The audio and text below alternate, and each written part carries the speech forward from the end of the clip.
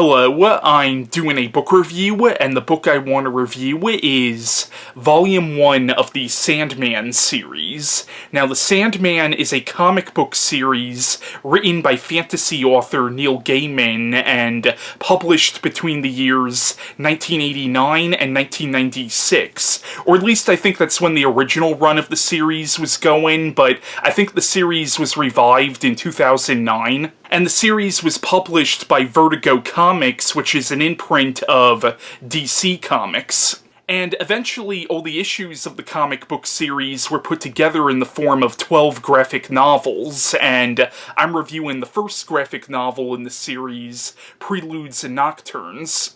Now, this is primarily a horror fantasy series, but it also combines elements of drama and black comedy, and it also has elements of the superhero genre, because this is actually set in the DC universe. Well, actually, and people could correct me if I'm wrong on this, but I believe the stuff published under Vertigo is actually supposed to be set in a separate continuity from the mainstream DC universe, but regardless, it's set in a universe where characters like Superman and Batman and the other members of the Justice League exist. Like, Martian Manhunter shows up at one point, Arkham Asylum from the Batman mythos figures into the plot of this story very much, and Jonathan Crane, who is a Batman villain, shows up at one point, and Harvey Dent is mentioned, and the Joker is mentioned, Batman is mentioned, and Superman is mentioned as well. So,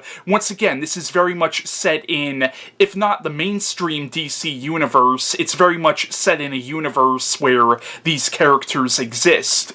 Also, the main villain of this particular volume of the series is the character of John Dee, or Dr. Destiny, who I believe is a prominent antagonist of the Justice League. Also, the character of John Constantine, who is a character who was originally created by Alan Moore for Alan Moore's run on Swamp Thing, but then the character was spun off into his own comic book series called Hellblazer. He shows up at one point in this story, and actually, the chapter that he shows up in is actually pretty heartbreaking. But even though this includes references to the DC universe, it really doesn't feel like a superhero story.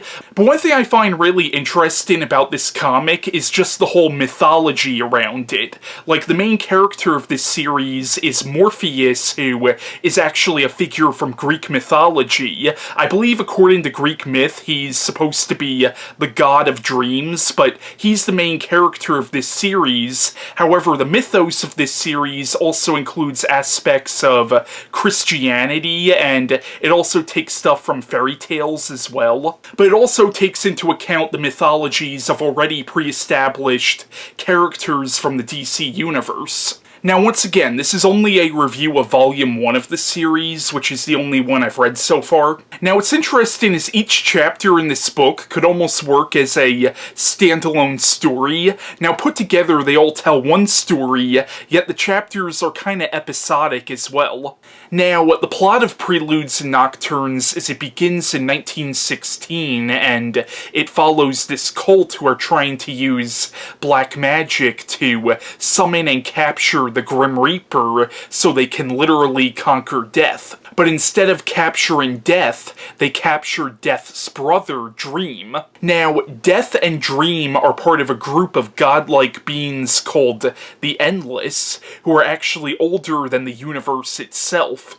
Now, the Christian Judea god does actually exist in this universe because the devil shows up at one point in this story, but the Endless, I believe later on in the series, are either implied to be or confirmed to be even older than God himself. Now, this first chapter in the book is set over the course of over 70 years, and during all that time, this cult is holding Morpheus captive, and the cult's leader is trying to get him to give them the power of immortality, and he of course refuses. Eventually, the cult's leader dies, and his son ends up taking up the mantle, and his son spends his entire life trying to get Dream to give him life everlasting. This chapter in the book ends in present time, which at the time this was published was the late 80s. And Dream does eventually escape from this cult. I don't want to give away how he escapes, though. After escaping from this cult, Dream returns to his realm, which is the realm of dreams, and he finds out that because he's been gone for so long, his world has pretty much come to an end, and in order to rebuild it, he needs certain items that were taken from him by the cult and over the years were sold off to other people. The items he needs is this pouch of magic sand, this helmet that he actually made from the bones of a dead god, and this magic ruby. So basically the plot of the story from then on is about him trying to get these items back so he can save his world. But it turns out that this magic ruby that Morpheus needs was in the possession of Dr. Destiny, who was captured by the Justice League, and they took it away from him and sent him to Arkham Asylum.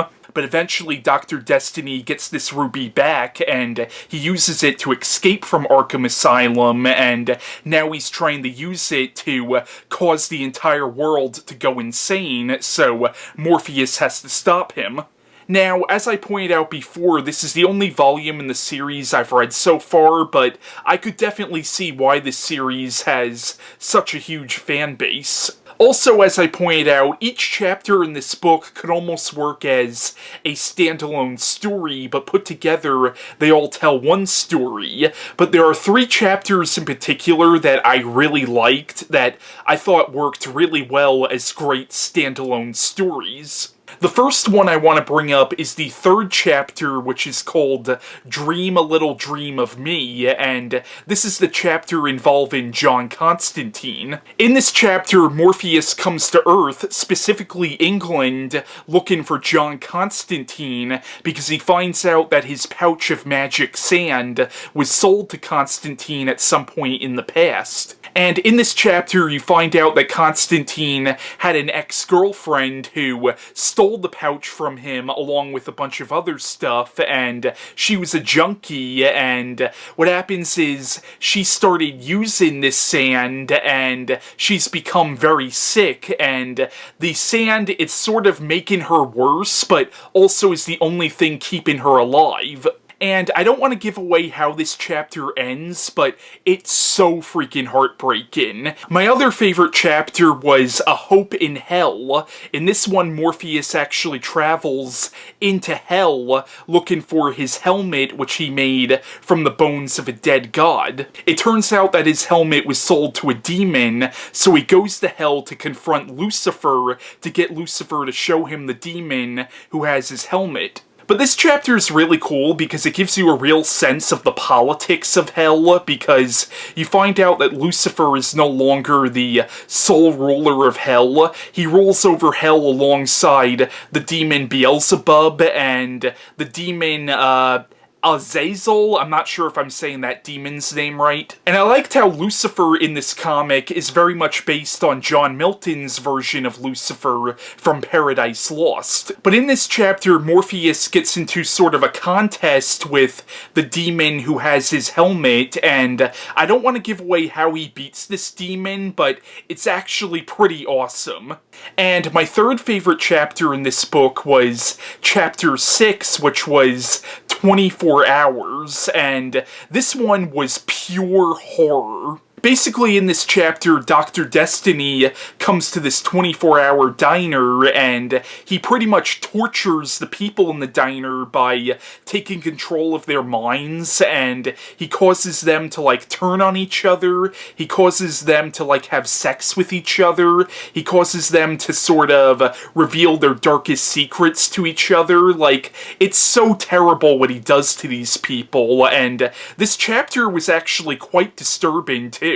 Also, one of the things that John D. does to the customers in this diner is he causes them to reveal their true selves, and there's this one girl in the diner who's a lesbian, and he gets one of the people to, like, beat her up, calling her a dyke, and it was really uncomfortable. And the thing about this chapter is Neil Gaiman gets you to know each of the characters that Dr. Destiny is torturing in this chapter, so he causes you to empathize with them as John Dee is torturing them.